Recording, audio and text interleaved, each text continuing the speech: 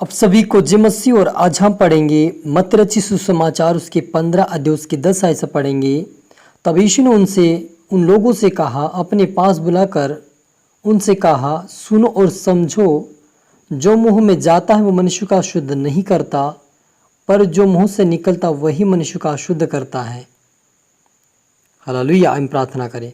धन्यवाद मेरे परमेश्वर पिता, प्यार प्रभु जी, आज के वचन आज के कलाम से पिता हमारी से बातें कर मेरे पिता, और जितने देख रहे सुन रहे पिता उनके जो आज का वचन पिता 100 गुना फल लेकर आए मेरे पिता। हर एक व्यक्ति फलवंत तो होने पाए प्रभु जी, और आज से इनके मुंह से पिता अशुद्ध बातें ना निकलने पाए पिता, लेकिन आज से प्रभु इनके मुंह पे पिता तेरे पवित्र आत्मा का लगाम लगे और ये पवित्रताई की बातें और अच्छी और सुहावनी बातें बोलने वाले बन जाए मेरे पिता।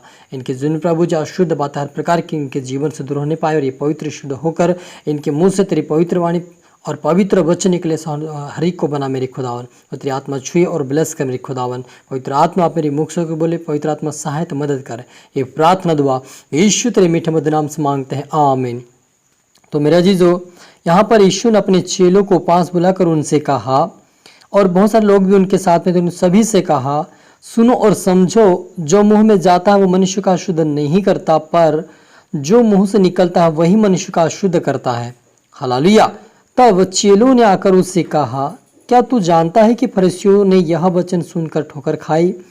उसने उत्तर दिया, हर पौधा जो परमेश्वर की स्वर्गीय पिता की ओर से नहीं लगाया गया जो उखाड़ा न जाएगा, उनको जाने दो, वे अंधे मार्गदर्शक हैं, और अंधा यदि अंधे को मार्ग दिखाए तो दोनों ही गड्ढे में गिरेंगे। तब ये बात सुनकर पतरस ने कहा, ये दृष्टांत हमें समझा दे। यीशु ने फिर उनसे कहा, क्या तुम अब तक ना समझ हो? क्या तुम नहीं जानते कि जो कुछ मुंह में जाता है वो पेट में पड़ता है और संडास से निकल जाता है, पर जो कुछ मुंह से निकलता है वह मनुष्य को मन से निकलता है और वह मनुष्य को अशुद्ध करता है। हालेलुया। मेरा जीजो, यहाँ पर प्रभु यीशु मसीह ने कहा कि जो मुंह से जाता है वो भोजन है और उससे अशुद्ध नहीं होता, लेकिन जो मन से निकलता, हमारे मन के अंदर से जो निकलता है वही मनुष्य का अशुद्ध करता है। हालेलुया। मेरे अजीजों, बहुत सारे लोग ऐसे हैं कि आज भी जो प्रभु को मानते हैं, लेकिन फिर भी वो अपने मन से बहुत सारे शुद्ध बातें बोलते हैं। इसी कारण उनकी आशीष रुक जाती है, इसी कारण वो अशुद्ध हो जाते हैं, और उनके ऊपर बड़ी बड़ी बीमारी और महामारी उनके ऊपर आती है और उनको घेरे रहती है, और वो चंगे नहीं हो पाते हैं, क्योंकि उनके मुंह से अशुद्ध बातें निकलती हैं, आशीष की नहीं निकलती है। क्योंकि यीशु ने कहा, जैसे तुम बोलोगे तुम्हारे लिए वैसा हो जाएगा। तो आज आप और मुझे प्रभु यीशु ने इस वचन से हमें सीख मिलती है कि हमें अशुद्ध बातें नहीं बोलना है, अनाप शनाप की बातें नहीं बोलना है, लेकिन हमारे मुंह से सुहावनी बातें, अच्छी बातें, एक आदर की बातें निकलता है कि हम दूसरों के लिए आशीष के कारण बने, और हमारे बोलने के द्वारा हमारे घर में आशीष आए। क्योंकि जब हम दूसरों को श्राप देते हैं तो हमारे जीवन में भी, हमारे घर में भी, हमारे परिवार में भी वो श्राप आ जाता है और आशीष आना रुक जाते हैं, और हम सारे परिवार या सारे घराने उस व्यक्ति के द्वारा अशुद्ध हो जाते हैं और श्रापित हो जाते हैं, और उनके जीवन में आशीष आना बंद हो जाते हैं, आशीष के रास्ते बंद हो जाते हैं, और उनके लिए श्राप की बातें निकल आती हैं। वो चाहे जितना कमाते, चाहे जितना करते हैं, फिर भी उनके जीवन में आशीष नहीं होती है, और उनके जीवन में शांति भी नहीं होती, उनके जीवन में अशांति होती है, और उनके जीवन में शांति नहीं होती, क्योंकि वह अशुद्ध बातें बोलते रहते हैं, अनाप शनाप की बातें बोलते, इसी कारण उनके जीवन में आशीष नहीं है। यदि आपको आशीष चाहिए, परमेश्वर की ओर से और एक अनंत जीवन चाहिए, तो आज आप शुद्ध बातें बोले, आशीष की बातें बोले। यदि आपको कोई श्राप देता है उसको भी आप आशीष दीजिए, और यदि कोई आपको सताए उनके लिए आप प्रार्थना करें, लेकिन उनको तुम अनाप शनाप ना बोले, किसी को गाली गलौज ना करे, गलत शब्द ना बोले, क्योंकि प्रभु यीशु का जो मुंह से निकलता है या मन से निकलता है वो मनुष्य का अशुद्ध कर। लेकिन जो भोजन खाता है, चाहे आप जैसा भोजन खाओ, चाहे तीखा, चाहे फीका, चाहे मीठा खाओ, चाहे कड़वा खाओ, चाहे जैसा भोजन आप खाए, आपको अशुद्ध नहीं कर सकता है। लेकिन जब आप बोलते हो, अपने मुंह से कुछ गलत वर्ड या गलत शब्द निकालते हो,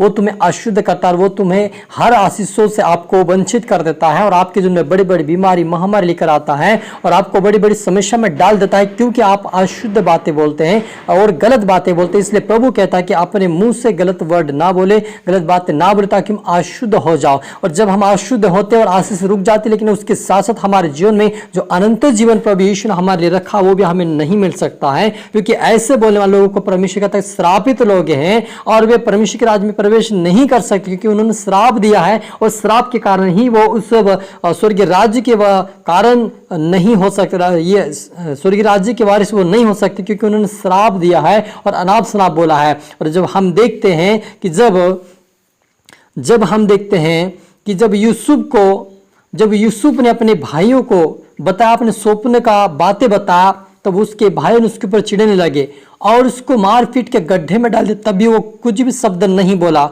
कुछ भी अनासनप नहीं बोला, लेकिन वो चुप रहा। और जैसा उसको इस्माइल के हाथ ने 20 सिक्के में बेच दिया, फिर भी उन भाइयों को कुछ भी नहीं बोला। यदि आप और मैं अगर उस जगह पे शायद होते तो शायद उस जगह पे उस भाइयों को कुछ ना कुछ बोलते, लेकिन यहाँ पर उसके बारे में नहीं लिखा कि वो किसी को कुछ गलत बोला या किसी को डांटा हो। लेकिन जैसा उन भाइयों ने उनको उसको बेच दिया, तब चुपचाप होकर वो उनके साथ इस्माइल के संग हो लिया, लेकिन कुछ भी सामना नहीं किया। वैसे आप और मुझे भी उस यूसुफ की तरह नम्र बनना पड़ेगा। चाहे जितने हमें लोग गलत बोले, चाहे हम लोग हमारे जीवन में लोग बहुत सारे बोले तू ऐसा है तो वैसा है, बहुत सारे आपके जीवन में बताएंगे, लेकिन यदि उसको आप सहते हुए आगे बढ़ते चले जाएंगे और प्रभु के वचन पर चलेंगे, प्रभु की बातों को और प्रभु की ओर ध्यान देंगे और प्रभु के वचनों का पालन करते, परमेश्वर उसका प्रतिफल आपको देगा। क्योंकि यूसुफ ने उन कामों को छोड़कर, संसार के कामों को त्याग कर परमेश्वर की ओर ध्यान दिया और वह एक दिन प्रधानमंत्री बना। यदि आप भी संसार की बातें छोड़ दोगे, संसार की बातों को त्याग दोगे, तो परमेश्वर आपको एक उच्च स्थान पे खड़ा करेगा और आपको हर काम में आशीष देगा